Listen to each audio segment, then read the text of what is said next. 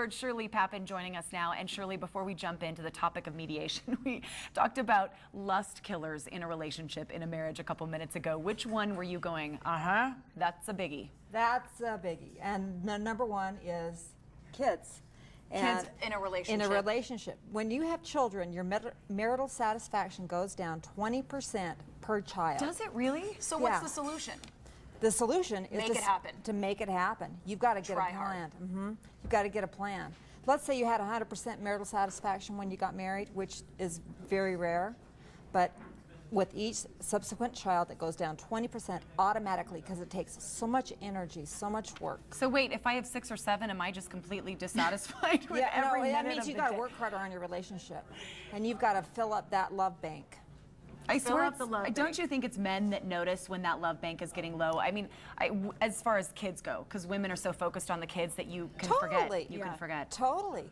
Okay, but we're talking about mediation today, and one of the questions is, what does a mediator do? Right. Well, you know, it's really interesting because I got a lot of people asking, what is a mediator? Well, a mediator, well, let me first of all talk about choosing a mediator, because this is really important. People will go to mediation because they're supposed to, by law. And this is when you're getting divorced. Okay. Okay. And first of all, you got to make sure they're on the court roster. Call the 3rd District Court or go on the website. So, and you have to find out if that person is... Right, if they're qualified. So your name's on there? Yes. Okay. And so I go to meet with you, and what do you do when I get there? What I do is I normally offer just a consultation, and if somebody's not willing to offer consultation, you don't even know what you're going to ask, right? Or if there's a rapport going on. So when people come in to talk to me, I'm going to sit down and say, okay, this is what we do. We are a third-party neutral. We're here. I don't work for any one of you. I work for your kids. Well, these are questions I wouldn't even know to ask if you didn't tell me. Are you licensed? Do you have malpractice insurance?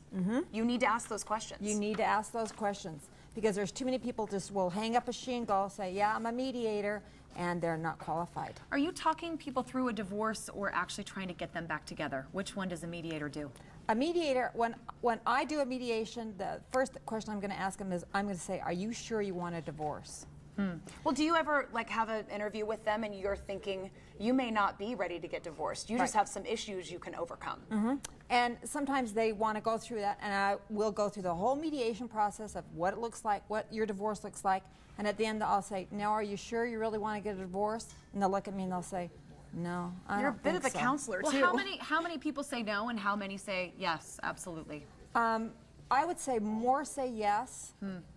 You know, I would say probably about 70% say yes, 30% say, you know, let's give it a try. And I'll say, you know what, if you're going to get in the boat, you're both going to get in this lifeboat, and you are going to roll like heck. When do you contact a mediator? Like if you've decided to make that choice, when do you contact you?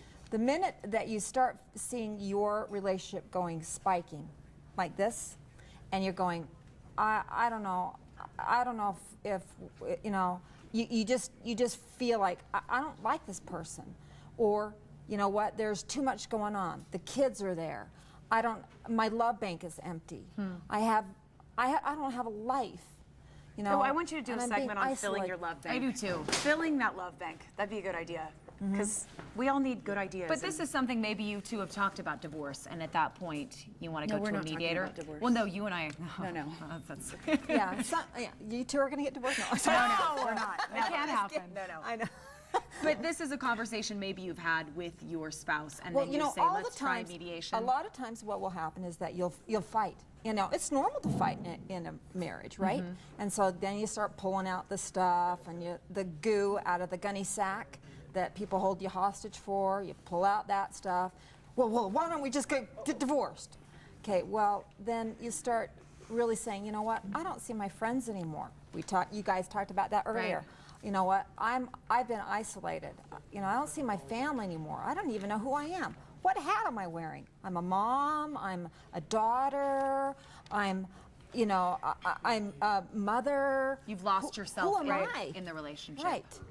Okay. Well, Shirley, where do people get a hold of you if they want to talk to you and find out more about what mediation is all about? Go to we mediation-agree.com.